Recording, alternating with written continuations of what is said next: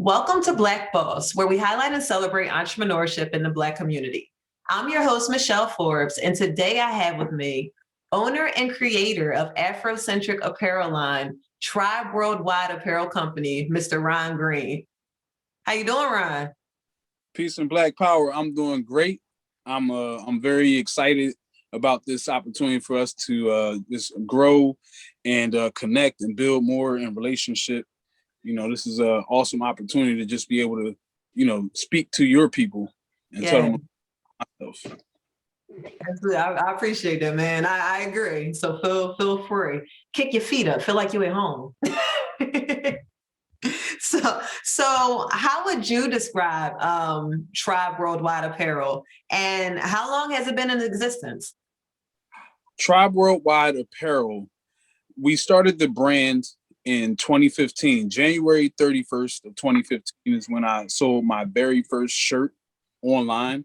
And I feel like the success that we have experienced over the last 6 years really is because our brand is not about me. It's not about any concept outside of, our culture. It's centered around, the people that it was meant for. And I feel like our unapologetically Black approach to business and pro-Black fashion and the presentation of, concepts that speak directly to, who we are as a people.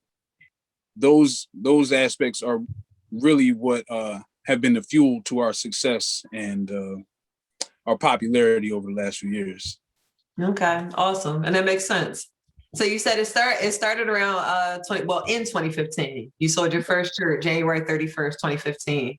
So what around that time, I guess, inspired you or made you look around and think, this should exist in the world, Tribe Worldwide Apparel? Well, we were coming off of the world was a very different place in 2015. And it's incredible how much things have changed. Like change is inevitable in life, but it's like, man, like with the advent of the technological revolution that we're currently living in, and coupling that with just the social justice movements that are taking place right now. Well, the things that were taking place back then, actually a lot of activity. When we started, there was no Black Lives Matter.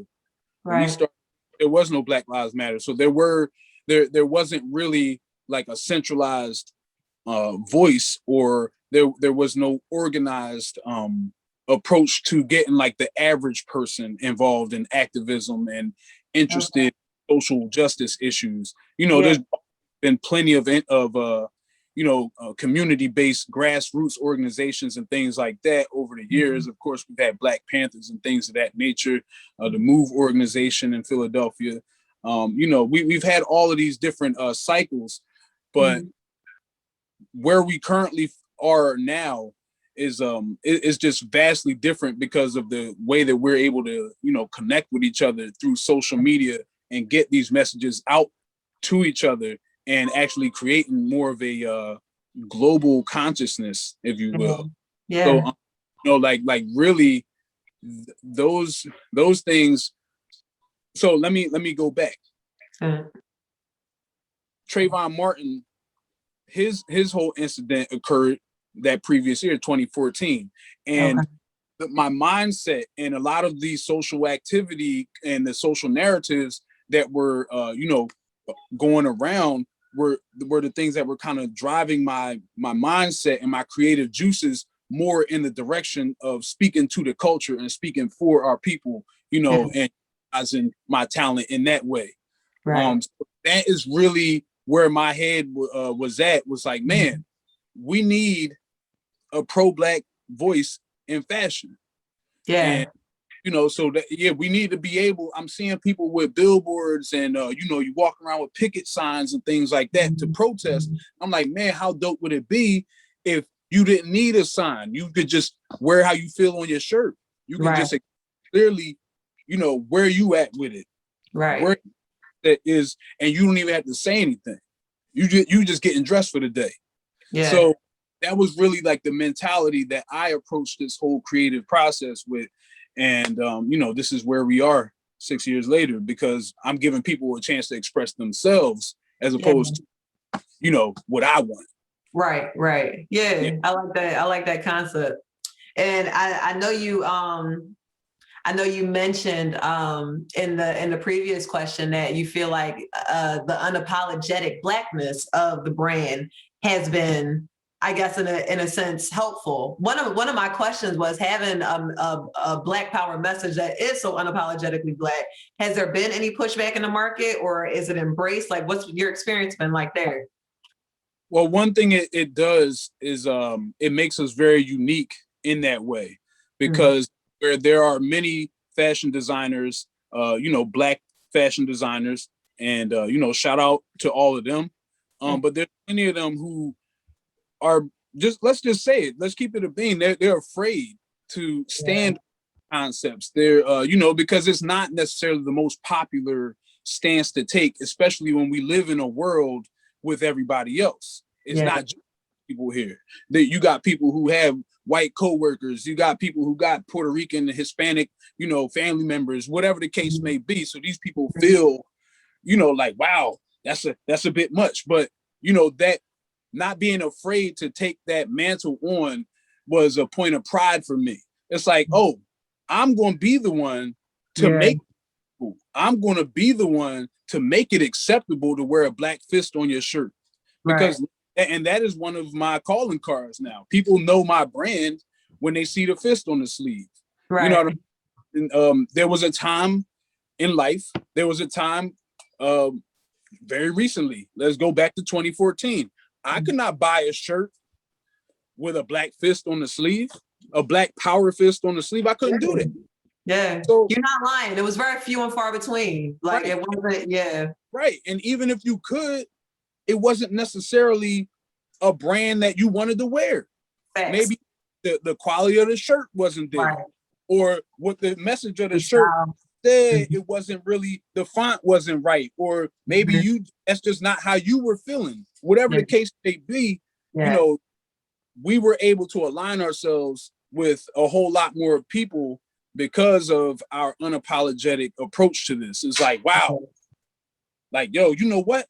I need that shirt. So that really was like a very strong selling point for us. Yeah, I dig that. So go ahead. Were you going to say something? Oh, no, I was just going to regale you with the story of when I first actually stepped out in public and sold this shirt, because I started online. But when I actually stepped out and sold my first Hella Black, Hella Proud t-shirt, it was at the Roots Picnic. The Roots Picnic 15 in May. That was the first time I did like a public event, but that was also the first time that the world had ever seen Hella Black, Hella Proud. I brought it, and I literally sold out. I sold every single shirt I brought out there with me. Wow.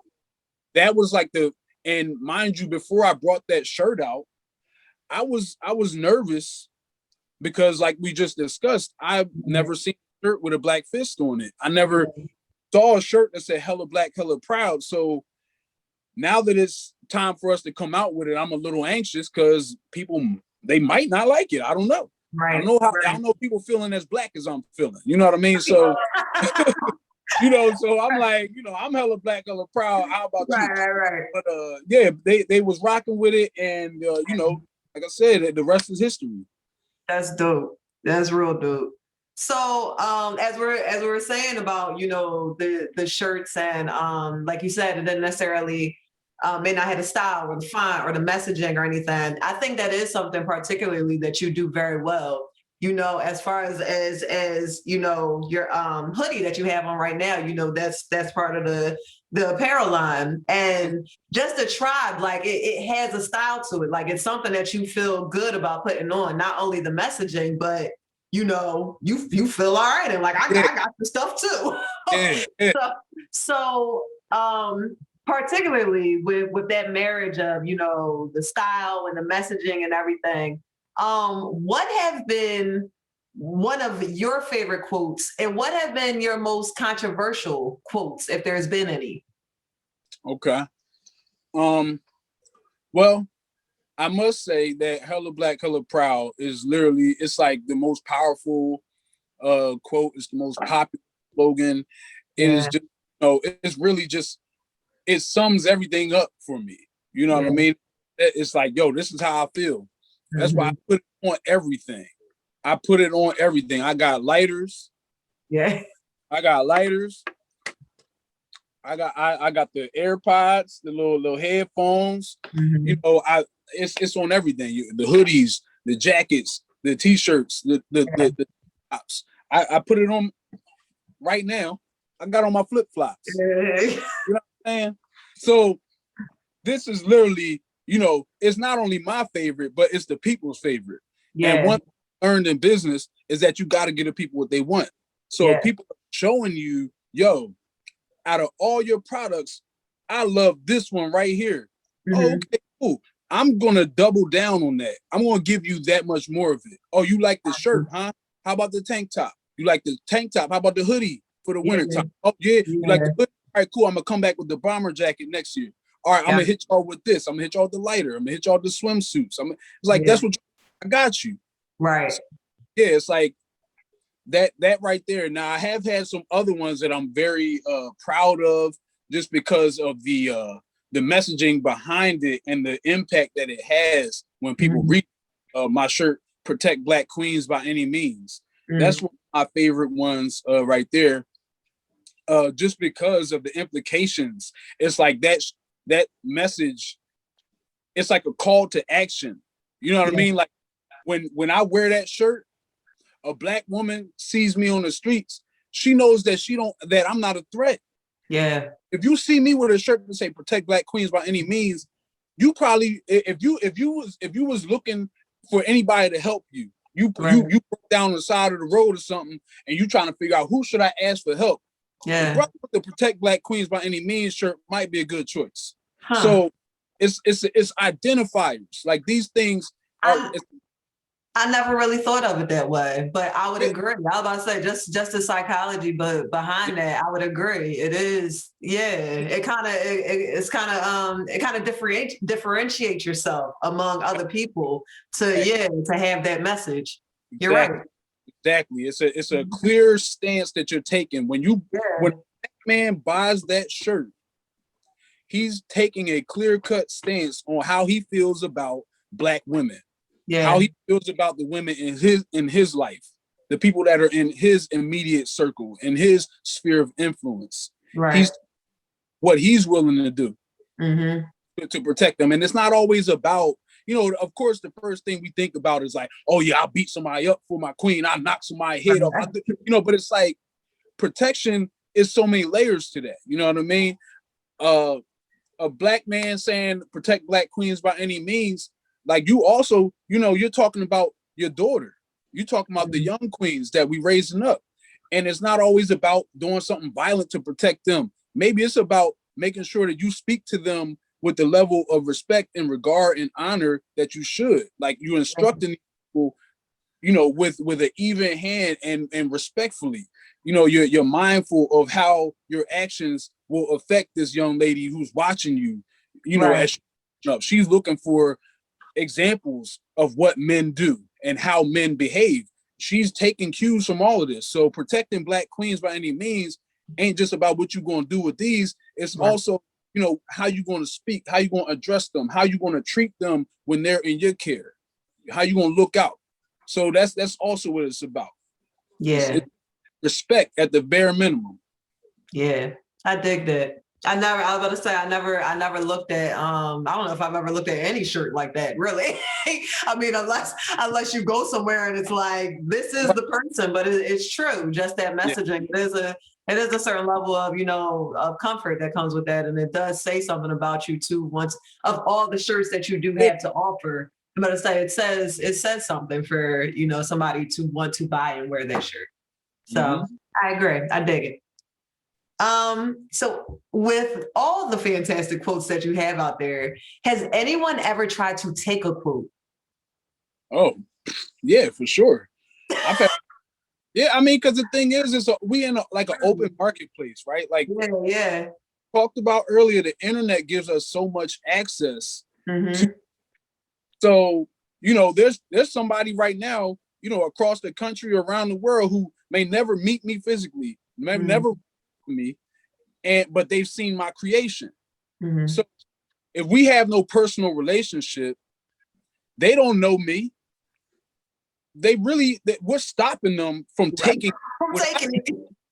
yeah, and just I'm gonna do it for me. I'm gonna do it for Yeah. myself. If they making money with it, so can I. So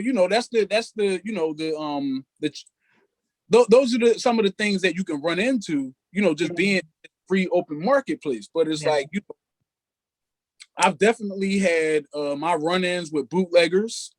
I've actually come across somebody wearing a bootleg shirt and confront him about where he got it from, and he like that's a whole nother story right I there. don't want no smoke. I let him know, and everybody I was with let him know too. He had on something fugazi. Because Yeah. I gotta let you know, you ain't even got the fist on the sleeve, bro. Right. They ain't even do you right. They ain't even do you right. Come on home, man. I got you. But I've had my biggest issue with bootlegging I actually experienced, this was 2 years ago now, with Amazon sellers. It was actually in the Amazon marketplace.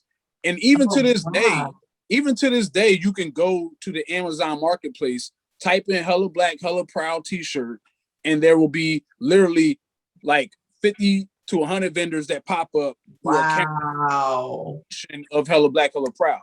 So don't go to them because they fake. That's just not the real thing. It's not, and that's why I feel like it's important for me to make that distinction anytime I talk about this part of the story. Is just because there's so many people who have already bought the fakes. There's so many people who just because they might have saw the shirt in an ad that I was running, but they didn't know where to get it from. So they went to Google, typed it in, and just the first shirt they saw. And the thing is, you're buying a lesser quality product, and you're literally taking money out of my pocket. I'm the one that created it. The creators, that and giving it to them. You know what I mean? Like it's definitely doing a disservice to me, in that way. But also, it does assist in the spread of the brand elements. So it's like I don't want to say it's a. I know what you mean. Yeah, it's like we're getting out there, right? But it just means that I have to do that much more of a better job at making sure that people know where to get it from. So that's like, I mean, even doing things like this, even having an interview session like this is helpful to that cause, because now people know, all right, this shirt is connected to an actual brand, and it's an actual Black person, because you wouldn't believe how many other people of the culture. It's so many people, whereas before they ain't want nothing to do with us, but now because pro-Black culture is popular and more mainstream, these same now are tapping in to the wealth stream. And that's what I'm saying. This is the disingenuous aspect of the marketplace that we have to contend with. For any business owners out there, you definitely want to make sure that your products are protected. So we did, we did file for a trademark and everything.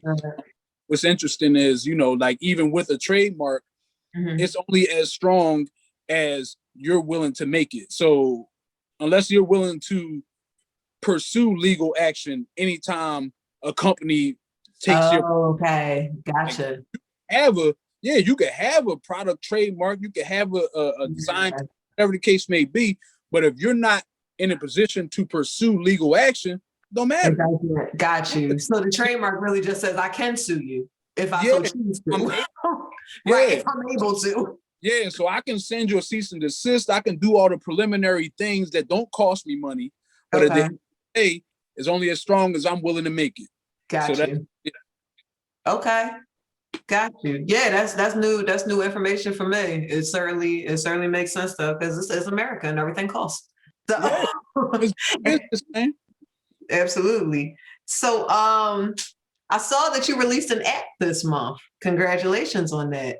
Thank So you. what was it like creating the app and why now? Oh man. Well, it was pretty dope. The process.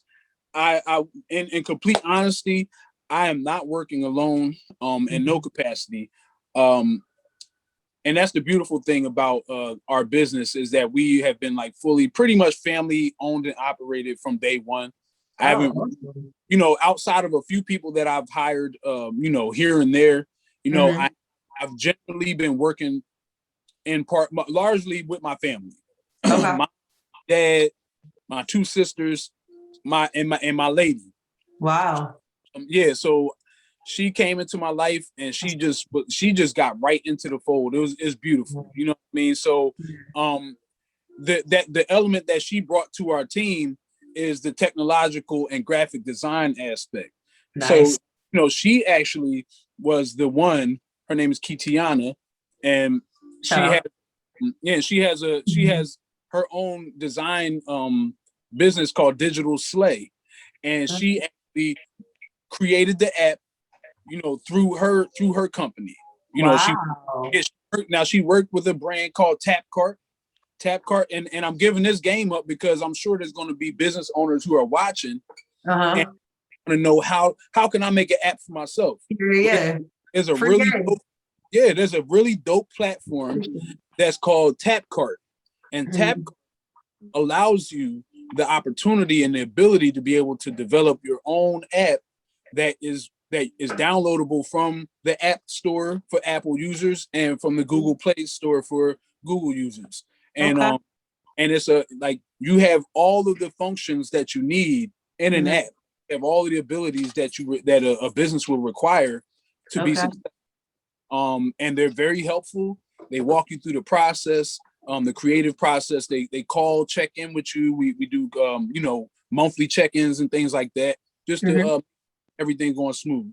But like I said, Kitiana, she came in, just hit the ground running, and said the app was something that's really been on the list, but it's Yeah. just she was able to really, once we got flowing and get our head around all the work that needed to be done, the Yeah. app was just the most logical next step. So Gotcha. yeah, here we are.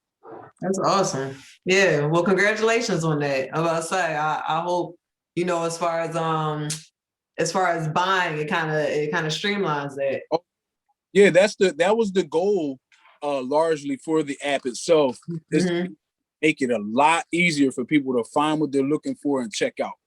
So Um, yeah. yeah, and special discounts and things that come for Mhm. people Yeah. shop the app and things like that. You got, Uh, you got a sale going on right now, don't you? yeah, we've got a sale going on. We Yeah. got right now. I mean, literally, you can go on the app and you can tap in. Yeah. We've up on clearance right now. Even that the shirt that we talked about, Protect Black Queens by Any Means, Mhm. on clearance right now. And I wanted to Okay. just to make it accessible, that much more accessible for people who are just now learning about it. Right. Um, but it's really dope. It's a really highly interactive app. I mean, but it's very simple at the same time. It's Mhm. very simple. But we are going to be adding more features, behind the scenes footage and backdrop from different Oh, dope. different events that we've done, uh, Mhm. photo shoots that we've been involved in, Yeah. back posts, the whole nine. You know what I mean? Okay. As well, like new things that we have coming up. Mhm. Um, yeah, like we one thing that we're doing, that's also in the tech space is with all the cryptocurrency Mhm. popularity that we're living through right now. um I felt it was necessary for us to be able to be in position to take advantage. So if you shop with us, you Mhm. can utilize the service called BitPay. And we have that integrated with our website and our app, but Okay. you can check out using Bitcoin. Bitcoin. Yeah, Wow. actually, yeah. So you can actually ride with the tribe and pay with your Bitcoin. So Awesome.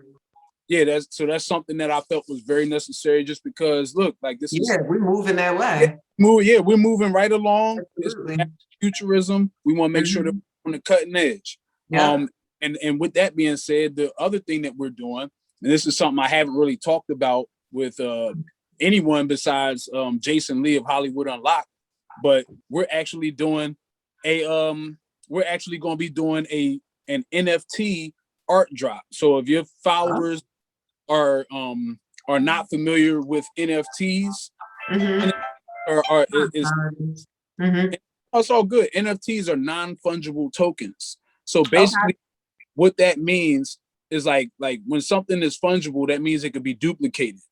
So these non-fungible tokens represent a piece of art, information, anything of that nature. You could have music, any type of product can be created into NFT art. And by it being non-fungible, or you cannot reproduce this is like a one-of-one type thing, or series, that actually elevates the value of these products instantly. So because they're so rare, the people who actually are able to purchase these products, the first ones, the early buyers, they actually now will be able to retain this value over the lifetime of the product. But also, if they sold the product, if they sold it or traded it, they would also still make money off of it. They can still, it's a very it retains value. It retains value over time, like unlike any other form of art, that like physical art, because this art can just be beamed to somebody, but this art can also be used in the digital world. So they're developing, with everything that's going on, they're developing digital landscapes with reality to connect with virtual reality, so that you literally be inside of a world. You can, if I want to have, if I want showing of my newest pieces that I'm going to drop, but we can't get to each other, I can actually host a virtual showing where you can now come in, and I could have my art up on the wall. Wow. I could have the same NFT artwork, displayed in this virtual environment. Wow. So, it's like I'm hosting an event the same way I would in the physical world. Yeah. But now I've got things to fill this virtual world in way I would in the physical. Oh yeah. Yeah. So so we're actually getting ready. We're getting geared up to do our first NFT art drop. Okay. And, like that's been in the works last month or so. But it's we want to be able to give Black people, like an avenue to get in to everything going on, and we want to be able to create value from our things. So our art is going to be pro-Black art, right? Like we're not worried about nobody else. Like it's about right. Dope to us, the stuff that we like. Yeah. So yeah, that's where it's at with it. I want to, anywhere. We just gonna create space for ourselves wherever we go. Yeah, thank you for mentioning that. I was about to say, because I definitely think that's going to be something that's it's going to be big in the future. I mean, it's going to be one of them things that people are going to have to understand and get on board with, or it'll pass by. For sure, there's an art piece. There's an NFT art that just sold for multiple $1 million. Somebody sold an NFT house, like a virtual house. Wow. For like 300,000. Like it's all types of stuff going on. Yeah. In this digital world, and it's like it's virtual. Yeah, so I'm like, yo, I'm gonna make sure that the people who are connected to the tribe are going to be attached to all of this stuff. We're not going to be behind. Right. So I'm being very intentional about that. Yeah, that's dope. That's dope. And actually, before you mentioned the NFT, I thought you were going to mention the Hella Black, Hella Loud. I saw that there might be a CBD thing coming in the works. So that is actually, that's another one of our newest ventures. Okay. Is that we are moving into the CBD and cannabis industry. very necessary for Black people to have agency in that arena, simply because, I mean, come on, the war on drugs alone, was, it just, it put so many of us in this predicament, or in jail. Now people have records for, small amounts of the same substance that is now completely legal. Billions off of. In a lot of other states. And, I just would like for us to be able to take advantage and be on the positive side of this equation, so I mean, and there's so many people who are working in some capacity in the CBD cannabis industry, but it's been very difficult, at least from the male standpoint, for a lot of males to get in and find their footing, like Black men, because it's just a white male dominated industry. You know what I mean? It is. So what we're doing is we're going to make sure that we have special attention to providing avenues for access. If people are looking to get into the CBD cannabis industry, if you've got ideas, like we're looking to be a conduit for that type of activity. Aside from also providing our own very dope organic products. It's going to be all about the business side, but also education, so that we're providing value from all angles. Awesome. So that's what it's coming down to. So be on the lookout. We're definitely going to be doing live events in the city. Some stuff. Well, a lot of the live events probably going to be like secret location. Like you gotta be a member to come through, because until things are completely clear. Well, slide me and my husband in, Ryan. Y'all, for sure. Y'all, I got y'all for sure. We make it happen, because it's a lot of great things that can come, and not just for the recreational stuff. It's like really the health side. Get more educated about the health aspects of this industry, and how you could literally be, alleviating yourself of a lot of the issues that you experience on a basis, just by adding this to your, your daily regimen. Right. I was about to say, versus, some type of medication. I had someone else on here, Zula Essentials, Carly Joseph, the other day, who, was speaking about the health benefits of CBD. So it's definitely, I was about to say, from our conversation, the conversation we just had, definitely very much worth looking into for the health benefits, whether it's physical health, mental health, emotional health. It helps in all those capacities. People should definitely look into that. And Lord knows if anyone deserves to be paid off the industry. We was the ones out there growing it. I'm learned. They had us farming marijuana in slavery. Right. They gave marijuana to the slaves, or they gave, the legal word, they gave cannabis to the slaves to keep them from committing suicide. They kept it to help with their moves and everything like that. Cannabis, we done been around it for years, but now we can actually start to benefit. I mean, our local weed man been benefiting, but he's doing it with risk. You know what I mean? Absolutely. He's risking his freedom. He's risking his his time with his children or with his family. Every time things trafficking this drug or this plant. Absolutely. So I mean, like, it's really it's high time for us to get in here and start making some moves and getting to this bread.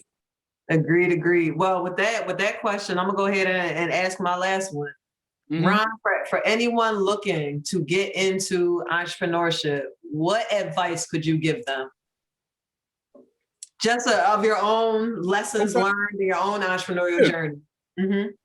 I'll say, first and foremost, you got to identify your strengths. You got to identify what you're good at. Like, what are you interested in? Like, you don't need to be going down a path of anything that you can't be passionate about. So I feel like, you first need to really understand yourself. Like, you got to get your mindset in order Like your approach to, like, how you do one thing is how you do everything, right? So it's like we got to be able to like really get our habits and our intentions aligned. Mm-hmm. We got to be able to, like, you know, look at who we are today and understand what's necessary to get to the level of the person we'd like to be tomorrow. Yeah. And it really takes like you being honest with yourself about, you know, like where you are in life. You got to read. You got to read. You got to look at the examples that others have set, like the people who've come before you. You got to get comfortable with reading, because a lot of the stuff that I know today, I had to read it. I like, and I know that a lot of us in this social media age, just in this microwave age where we just want things like this, you're not necessarily trying to read. Right. So you don't want to look at the pages and read. They've got apps like Audible where you can actually listen to audio books. You know, like you can download books and listen to them. Some you can listen to for free. But I mean, really, it's up to you. Like how far you want to take it is all dependent upon, you know, your efforts. Like, so first and foremost, before you start down the path of any business, you gotta get your mind right. Yeah. So if you don't know yourself, for real. Yeah. For real. There's a lot of people starting businesses just because, you know, they seen somebody else making money with it. People jumping into you know, these various different industries just because, you know, the person that they admire is having some success. When it's like, come on, man, come on, like you got to what are you good at? What can you do? Like, what are you passionate about, and how can you contribute from your experiences? Like, what do you have? Like, what value can you bring to the marketplace? Yeah. You know? So yeah, like I feel like that's very necessary just before you go down any path. Like, get yourself together. Right. Yeah. I would agree with that. I'd agree with that. So, I mean, especially if you go investing in stuff, or you putting money out there, like, that's the thing about entrepreneurship. It's gonna be a rise and fall anyway. So at least have your head right, so you know what you're rising and falling for. Right. And that's the thing with that's the thing. Your mentality is ultimately what's going to inform your responses to outside situations. So how and what you said was infinitely important. It's like, yo, how, like, if you're not ready for the valleys, all you've been experiencing is the peaks. You know what I mean? Like, you're gonna fall flat every time. Like, because when you go down, sometimes you don't come right back up. Right. I done had like I done had droughts in business, like with the brand, where I done went from having a $10, $15, $20,000 a month, and now we only doing like maybe like $5,000, $8,000 for the month or something like that. You know, it's like, and when your expenses become attached to, you know, so many different things, you know, it's like that can actually like put a hurting on you. You know what I mean? That can like cause you to have to reconfigure some things. So, you know, you just have to be able to roll with it. You got to roll with it. You can't be discouraged. You got to be able to, what they say, you got to be able to pivot sometimes. You got to be able to acknowledge what's happening and switch direction. Maybe I got to do this, you know? Yeah. And I like what you said, because, you know, it's, you got to figure out what you're good at. It's to what you're doing it for. I agree. And I think you said that very well. You know, the what you're doing it for, it'll help you control your response to the outside circumstances. So that's really what it is. You know, outside circumstances are going to happen. You can bank on that. Shit's going to go wrong. Bank on it. For sure. We just got to control our responses. Response, man, one of the like most profound quotes I always think about this, you know, is that a man is defined by his responses to any given situation. Like who would you want to define you? I mean, like this thing that happened to you, or what you did after it happened. Absolutely. You know, that's what it's all about. Yep, I'd agree. I absolutely agree. Well, Ron, thank you so much for stopping by, chilling with me, stopping by. chilling with me on Black Boss. There are two things that I have left that hopefully you could do for me. First thing being, tell the people where they can find you, how they can support. Okay. So you can tap in with me on Facebook. My personal page is Ron Green. You can find the brand on Facebook at Tribe Worldwide Apparel Company. You can also follow our brand new CBD and cannabis venture at Hella Black, Hella Loud. That's Hella Black, Hella Loud. And that you can find us on Instagram at Dope Tribe Worldwide. So Dope Tribe Worldwide is our Instagram for the clothes and the movement, and Hella Black, Hella Loud on Instagram is our subsidiary company for the CBD venture. My personal page is Chief the Truth. Tribestyles.com is where you can get all of the great stuff that we discussed today. You can follow us on Twitter at Tribe_Worldwide. I believe that's pretty much all of the avenues where you can find us currently. And that's about it. Make sure you go to App Market, the App Store if you're on Apple. Go to Google Play if you want an Android. Download the Tribe Worldwide app.